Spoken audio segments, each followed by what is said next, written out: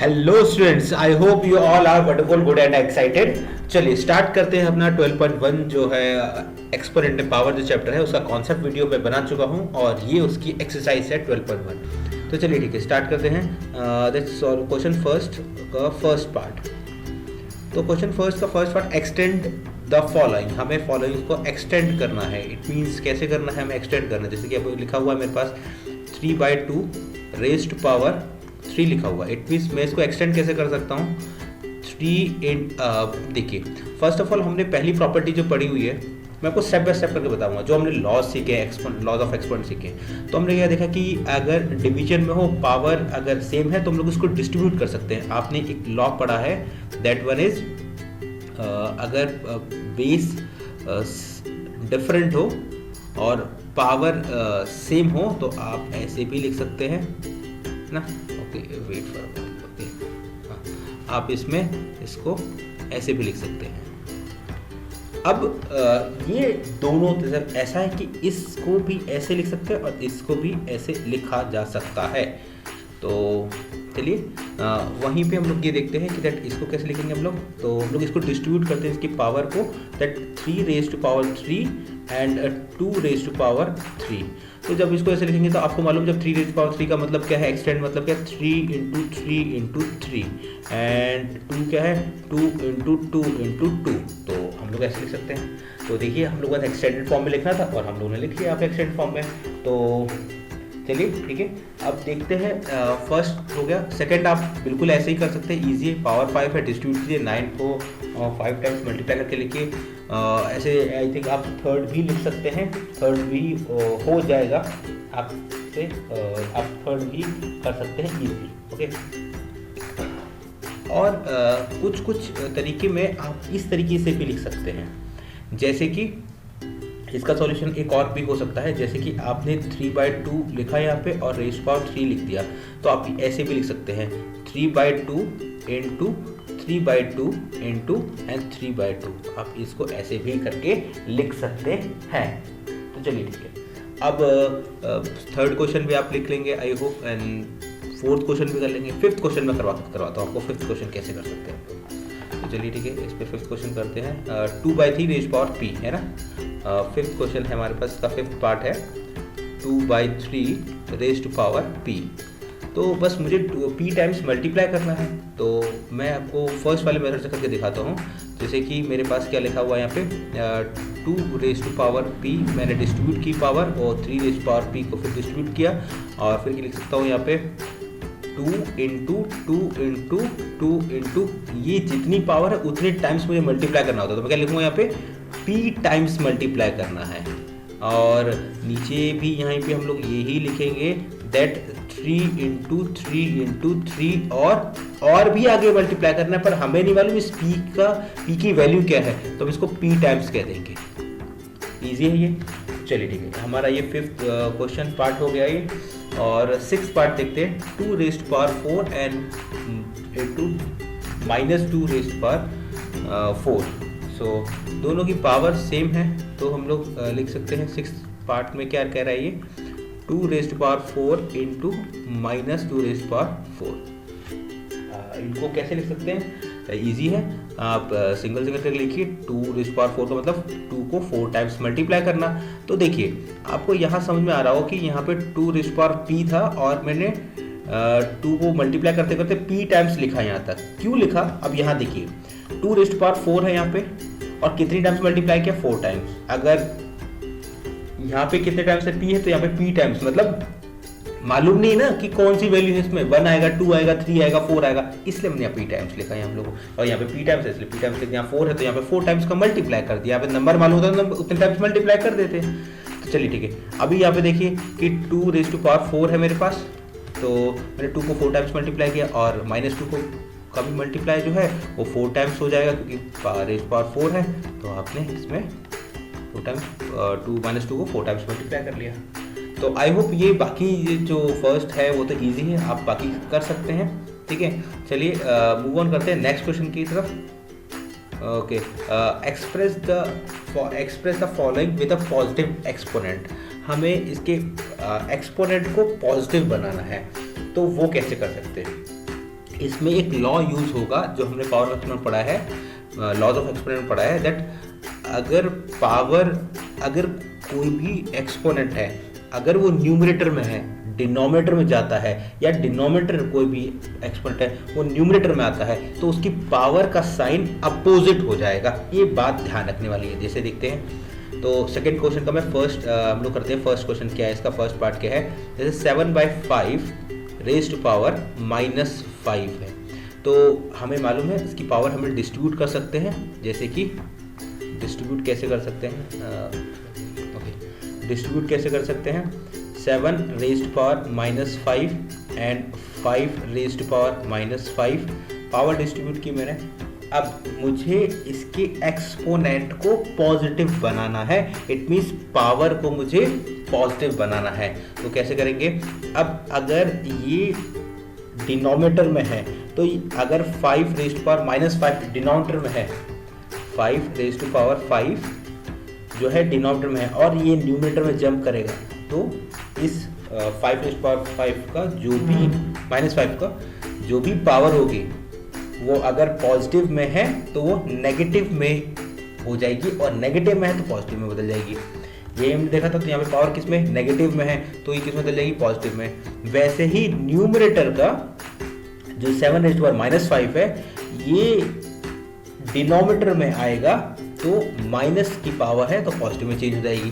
तो चलिए देखते हैं। तो इन दोनों को तो हमने क्या किया, पहले 5 को पहुंचाया, और जैसे ही हम लोगों ने 5 को पहुंचाया तो क्या लिख सकते हैं, 5 रेज़ टू पावर +5 हो गया। ये देखिए डिनोमिनेटर में था, न्यूमरेटर में चला गया, और 7 रेज़ टू पावर -5 न्यूमरेटर में है, इसको डिनोमिनेटर भेजेंगे और इसकी पावर को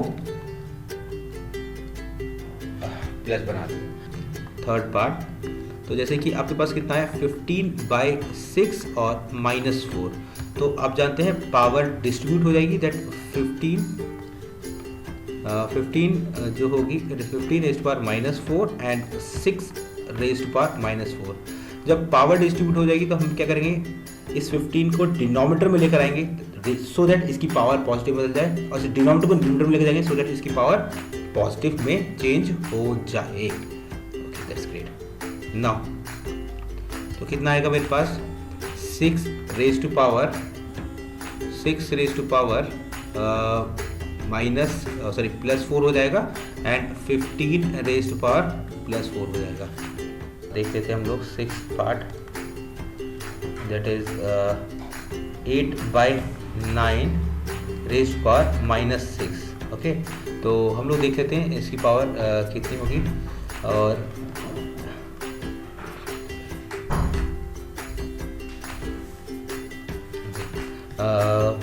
तो अगेन पावर डिस्ट्रीब्यूट करनी है हमें, that 8 raise to power -6 and 9 raise to power -6 power distribute की मैंने, और डिनोमिनेटर को न्यूमरेटर पहुंचा दिया, न्यूमरेटर को डिनोमिनेटर पहुंचाया। क्यों पहुंचाया, क्योंकि एक्सपोनेंट मुझे पॉजिटिव बनाना है।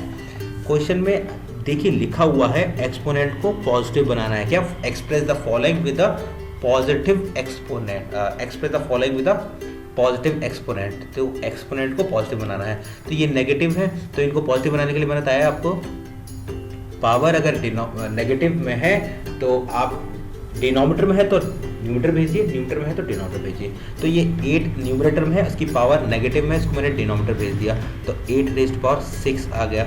और अगर डिनोमिनेटर में है तो मैंने इसको न्यूमरेटर भेज दिया, तो ये मेरे पास आ गया। तो ये डिनोमिनेटर में जो नेगेटिव पावर थी, अब न्यूमरेटर में जाने के बाद इसकी पावर पॉजिटिव हो गई। तो आई होप ये आया होगा आपको समझ में। चलिए ठीक है, चलिए अब नेक्स्ट क्वेश्चन की तरफ मूव ऑन करते हैं। सेकंड क्वेश्चन हो गया हमारा, थर्ड क्वेश्चन मूव ऑन करते हैं। सिंप्लीफाई द फॉलोइंग को सिंप्लीफाई करना है। तो हम लोग इसको फॉलोइंग को सिंप्लीफाई कैसे कर सकते हैं, उनकी एक्चुअल में जो पावर है उनको लिखना है। जैसे कि थर्ड क्वेश्चन का फर्स्ट पार्ट देखते हैं हम लोग। जैसे कि आपके पास कितना है, 2/7 और रेज़ टू पावर -3। अब -3 को कैसे सॉल्व करेंगे, आपने ये तो देखा है कि 2 की पावर 2 को आप लिख सकते हैं 2 × 2 और लिख दोगे 4। अब 2 की पावर -4 को कैसे सॉल्व करोगे, अब ये 2 की पावर 4 तो कर सकते हो, 2 को 4 टाइम्स मल्टीप्लाई कर दोगे, 2 टू ज़ा 4, 4 टू ज़ा 8, 8 टू ज़ा 16, 16 लिख दोगे। और 2 की पावर -4 या 2 की पावर -5 कैसे लिख दोगे? तो इनको सॉल्व करने का भी हमने अभी लॉज ऑफ एक्सपोनेंट में तरीका सीखा था। अब उन लॉज को यूज करके इसी को सिंप्लीफाई करेंगे। जैसे कि 2 रेज टू पावर -3 है और 7 रेज टू पावर -3 है। सो कितना आएगा? 2 रेज टू पावर -3 है एंड 7 रेज टू पावर -3 है। तो मेरे पास कितना आएगा यहाँ पे? फर्स्ट ऑफ ऑल हमने अभी जस्ट इससे पहले वाले क्वेश्चन में देखा, ट्राई टू आप उसकी उस एक्सपोनेंट की पावर को पॉजिटिव बनाइए। तो फर्स्ट ऑफ ऑल मैंने पावर को डिस्ट्रीब्यूट कर लिया न्यूमरेटर और डिनोमिनेटर में। अब मैं इसकी पावर को पॉजिटिव बनाना चाहूँगा तो न्यूमरेटर डिनोमिनेटर चला जाएगा, डिनोमिनेटर न्यूमरेटर में चला जाएगा। जैसे कि इस 2 की पावर को पॉजिटिव बनाना है तो मैं इसको डिनोमिनेटर में ले जाऊँगा, और इस 7 रेज़ टू पावर -3 को पॉजिटिव बनाना है इसकी पावर को, तो मैं इसको न्यूमरेटर में भेजूँगा। ओके, तो देखते हैं।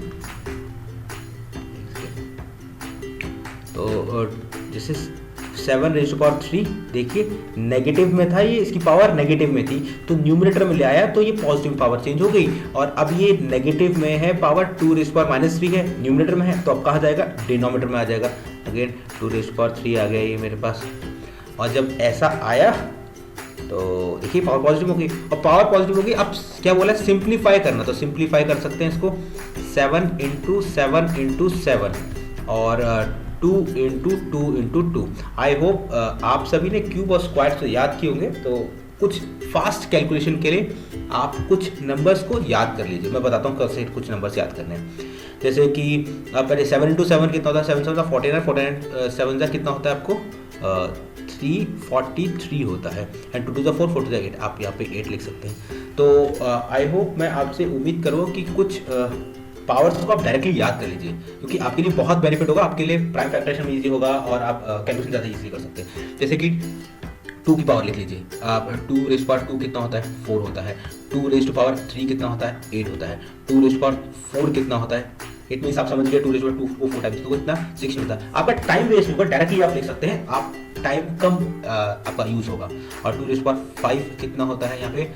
2 टू 4, 4 टू 8, 16 और 16 32। और 2 रेज़ टू पावर 6 कितना होता है? आप देखते हैं 2 टू 4, 4 टू 8, 8 16, 6 32, 32 64। और 2 रेज़ टू पावर 7 कितना होगा? 128। इतना तो एटलीस्ट याद कर लीजिए। और 3 का अभी याद कर लिए, 3 रेज़ टू पावर 2 कितना होगा? मालूम है 9 है। 3 रेज़ टू पावर 3 कितना होगा? मालूम है 27 है। 3 रेज़ टू पावर 4 कितना होगा? मालूम है 81 है। और 3 रेज़ टू पावर 5 कितना होगा? मालूम है 247 होगा। एटलीस्ट इतना तो याद कर लीजिए। 3 का सबका नहीं याद करना इतना था, कुछ नंबर्स का दे, जैसे कि अब मान लीजिए कि 4 हो गया, 4 स्क्वायर याद कीजिए कि स्क्वायर कितना 16 है। 4 रेज़ टू पावर 3 याद कीजिए कितना है कि 64 है। 4 रेज़ टू पावर 4 याद कीजिए कितना है, क्योंकि आप 256 आ जाएगा, बस नहीं याद कीजिए। 5 में पावर 2 याद कीजिए कितना है? 25 है। 5 रेज़ टू पावर 3 याद कीजिए कितना है? 125 है। 5 रेज़ टू पावर 4 याद कीजिए तो आपके पास कितना आएगा? 625 आ जाएगा। 6 का याद कर लीजिए, 6 रेज़ टू पावर स्क्वायर कितना आएगा? 36 आएगा। 6 रेज़ टू पावर क्यूब कितना आएगा? यहाँ पे आपका 216 आ जाएगा। इसका इतना याद कीजिए सब खाली। अब लिखवाने को मैं पूरा लिखा सकता हूँ 10 तक, मुझे पूरा याद है, बट अभी आपके हिसाब से इतना एटलीस्ट याद कर लीजिए तो आपकी कैलकुलेशन फास्ट हो जाएगी। ओके, तो 6 हो गया। 7 का देखते हैं, 7 रेज़ टू पावर 2 देखते हैं कितना आएगा? 49 आ जाएगा। 7 रेज़ टू पावर 3 कितना आएगा? यहाँ पे 343 आएगा। इसका इतना ही याद कीजिए। वैसे ही 8 का स्क्वायर याद कीजिए कितना होगा आपके पास? 64 होगा। और क्यूब कितना होगा? 512। अब बोले सर इतना कैसे याद कर सकते हैं? कोई दिक्कत नहीं, एक दिन में याद होता है, नहीं याद होता है, याद हो सकता है, बिल्कुल हो सकता है। कैसे हो सकता है? रिपीटेशन, एक ही तरीका है, बार बार रिपीट कीजिए। जब भी रास्ते में चल रहे हैं, घूमते समय याद कर लीजिए कोई भी नंबर। अच्छा यार 8 का स्क्वायर कितना था? अच्छा 8 का क्यूब कितना था? ऐसे याद कीजिए। डेफिनेटली आप बार बार इन चीज़ों को रिवाइज करेंगे तो डेफिनेटली आपके दिमाग बैठ जाएंगी और चीज़ें याद रहेंगी। तो 9 का स्क्वायर कितना होता है? 81। 9 का क्यूब कितना होता है? 729। बस इतनी चीज़ याद करनी है, बहुत यूज कीजिए, आ जाएगा आपके पास। क्या है मेरे पास? 4th में मेरे पास है 3 raise to power 2 and divide by 3 raise to power 2। तो यहाँ पे क्या कर सकते हैं? मेरे पास बेस सेम है, दोनों का बेस सेम है और डिवीजन में है। और तो बस जब बेस सेम हो और डिवीजन में है तो पावर क्या हो जाती है? माइनस हो जाती है। तो कितना होगा? 3 रेज़ टू पावर 2 माइनस 2 हो जाएगा। और ये कितना आएगा? 3 रेज़ टू पावर 2 माइनस 2 कितना आएगा? 0। और हमने पढ़ा था लॉज ऑफ एक्सपोनेंट के अकॉर्डिंग, जिसकी भी पावर 0 होती है उसका आंसर हमेशा 1 आता है। तो कितना होगा? ये आंसर हमेशा 1 आ जाएगा। देखिए तो चलिए इसका फिफ्थ पार्ट, और आई होप ये समझ आया होगा। फिफ्थ पार्ट देखते हैं। फिफ्थ पार्ट भी सेम एज इट इज़ है जैसे थर्ड किया था, फोर्थ किया हमने, fifth part same as it is है। और सिक्स पार्ट देखते हैं क्योंकि इसमें देखिए बेस सेम है और पावर भी दोनों की सेम है, तो आप समझ सकते हैं क्या करना है आपको। तो सिक्स देखते हैं, सिक्स में क्या दे रखा है, सिक्स पार्ट देखते हैं हम लोग। सिक्स पार्ट में दे रखा है that 5/6 raised power 6 into 5 raised power 6 raised power -4। तो देखिए अभी इम्पॉर्टेंट बात यहाँ पे ये है कि आप सोचेंगे पहले इसको पॉजिटिव बना लेते हैं पावर, बट ऐसी गलती मत कीजिएगा। आप कर सकते हैं पर गलती ऐसी नहीं करनी है, हमें पता है क्यों नहीं करनी, क्योंकि यहाँ पे देखिए इसका अंदर वाला नंबर जो है ना वो सेम है, 5/6 5/6 दोनों में सेम है बिल्कुल। इसका मतलब बेस सेम है, और जैसे ही बेस सेम होता है तभी एक बार आपके दिमाग में बेल बजनी चाहिए दैट यार हाँ, एक लॉज ऑफ एक्सपोनेंट में ऐसा होता है ना कि बेस सेम हो और मल्टीप्लिक हो, यहाँ पे प्लस में मल्टीप्लिकेशन है, तो जैसे ही मल्टीप्लिकेशन हो बेस सेम हो तो कुछ नहीं करना है, बस खाली हमारे पास एक ही चीज़, हमारे पास एक फॉर्मूला है दैट, एक लॉ है दैट पावर जो होती है वो ऐड हो जाती है, बस यही करना है आपको। सेम एज इट इज यही करना है, 5/6 रेज़्ड पावर 6 प्लस -4। इसको पहले सॉल्व कीजिए तो कितना आएगा आपके पास, 5/6 raised power 4 minus plus minus आएगा 6 - 4, तो कितना आया मेरे पास यहाँ पे 5/6, 6 - 4 इज 2। और अब इसको डिस्ट्रीब्यूट कर लीजिए क्योंकि मुझे सिंप्लीफाई करना है ना, तो मैं सिंप्लीफाई कर दूंगा, तो पावर डिस्ट्रीब्यूट कीजिए, 5 रेज़्ड पावर 2 आ जाएगा, 6 रेज़्ड पावर 2 आएगा, और कितना आएगा 5 × 5 आएगा, और 6 × 6 आएगा आपके पास, तो कितना आएगा 5 × 5 कितना का 25 हो जाएगा, एंड 6 × 6 कितना का 36 हो जाएगा। ठीक है, एज इट इज़ ईजी है, ये सिंप्लीफाई करना था आपको। तो चलिए आई होप ये क्वेश्चन आपको समझ में आया होगा, अगर नहीं आया तो आप वीडियो को रिवाइंड और रिपीट करके देख सकते हैं। चलिए तो फोर्थ क्वेश्चन देखते हैं, इसका फोर्थ पार्ट क्वेश्चन देखते हैं। फोर्थ में क्या बोला, express the result in the power notation, मुझे पावर के नोटेशन में इनको एक्सप्रेस करना है। तो देखिए तो क्वेश्चन नंबर फोर्थ का फर्स्ट पार्ट देखते हैं। फर्स्ट पार्ट क्या कह रहा है मेरे पास, पावर नोटेशन में एक्सप्रेस करना, मतलब सभी नंबर्स पावर में होने चाहिए। Raised power 6 into 3/4 raised power 6 into 3/4 raised to power 4। तो क्या है ये देखते हैं। तो देखा आपने बेस सेम है, अभी हमने किया था बेस सेम है, तो क्या होगा, एक ही लॉ आपके दिमाग में आना चाहिए। जब भी बेस सेम हो तो क्या होता है, जब भी बेस सेम हो बीच में मल्टीप्लिकेशन लगा हो तो पावर ऐड हो जाती है, तो am + n, बस ये मेरे पास हो गया। तो कैसे लिख करेंगे हम लोग इसको, 3/4 रेज़्ड टू पावर 6 + 4, और कितना आ जाएगा मेरे पास 3/4 रेज़्ड टू पावर 6 + 4 इज 10, बस हो गया सिंपल। कितना आसान है ये, है ना। तो चलिए बहुत आसान है, और मैं आपको चलो सब्सट्रैक्शन वाला भी सेकंड पार्ट भी करके दिखाता हूँ आपको। इसका सेकंड पार्ट वैसे है कुछ नहीं, ईजी है, बट सेकंड पार्ट माइनस का है, तो चलिए ठीक है, माइनस का मैं वो करके दिखाता हूँ। जैसे कि आपके पास क्या लिखा हुआ है, -2/3 और 7 इंटू -2/3 सॉरी -2/3 -4। तो आपके ये दे रखा है, तो -2/3 raised to power 7, power base same है, बेस सेम है, तो बीच में मल्टीप्लिकेशन लगा है, पावर ऐड हो जाएगी, तो 7 + 4 मतलब 4 हो जाएगा, -4, 7 और -4 को ऐड करना है, तो ऐड कर दिया हम लोगों ने। तो क्या लिखेंगे यहाँ पे, -2/3 और प्लस माइनस माइनस आएगा, तो 7 - 4 कितना आएगा मेरे पास, 2/3 और 7 - 4 इज 3, तो मेरे पास कितना आ गया, 2/3 आ गया। तो मेरे पास क्या है आंसर। ठीक है, हमें लॉज ऑफ एक्सपोनेंट का ही जो यूज़ करना है। तो देखिए चलिए फोर्थ पार्ट इसका एक और बार देख लेते हैं। तो यही करना है, तो आपको मालूम है बेस सेम है, बीच में डिवाइड लगा हुआ है, बेस सेम है, बीच में डिवाइड लगा हुआ है, बस पावर को सबट्रैक्ट करना है। हमें लॉज ऑफ एक्सपोनेंट याद है ना, हमें लॉज ऑफ एक्सपोनेंट याद है दैट a⁻m डिवाइड बीच में लिखा हुआ है, बेस सेम है, पावर डिफरेंट है, तो पावर डिफरेंट हो सेम हो मुझे उससे कोई मतलब नहीं, बस बेस सेम है और डिवीजन है। मेरा रूल यहीं पे सबसे पहले लॉज ऑफ एक्सपोनेंट का यूज करेंगे, दैट क्या यूज करेंगे, पावर को सबट्रैक्ट कर देंगे, m - n कर देंगे, तो मेरे पास आ जाएगा। तो इसको कैसे यूज कर सकते हैं, जैसे कि बेस सेम है, 3/7 डिवाइड बाय 6 - 5 कितना आएगा मेरे पास, 3/7 रेज़्ड पावर 1, बस हो गया आंसर। कितना इजी है ये, है ना। 3 रेज टू पावर अब 3 है और ब्रैकेट में और यहाँ पे रेज टू पावर 3 है। तो कितना आ गया मेरे पास। अच्छा, आपने जब देखा पावर पे पावर है तो वैसे ही आपके दिमाग में एक और बेल बची, हाँ यार एक लॉ ऑफ एक्सपोनेंट और पढ़ा था जिसमें पावर रेज टू पावर जब पावर होती है तब वो दोनों ही मल्टीप्लाई हो जाते हैं। क्या होते हैं? मल्टीप्लाई हो जाती है, पावर मल्टीप्लाई हो जाती है। सॉरी यहाँ पे मान लो कोई दूसरी पावर आ गई, अब m इंटू एन आ गया तो क्या होगा? पावर पे पावर होती है तो कितना होता है बच्चे? तो a m इंटू एन, मतलब पावर मल्टीप्लाई हो जाती है। इतनी सिंपल है मेरे पास। यहाँ पे क्या करेंगे हम लोग? पावर पे पावर है मतलब 4/3 और 3 इंटू 3 कितना आएगा मेरे पास? यहाँ पे 4/3 रेज टू पावर 9 आएगा। तो आई होप ये कितना इजी है आपके लिए। चलिए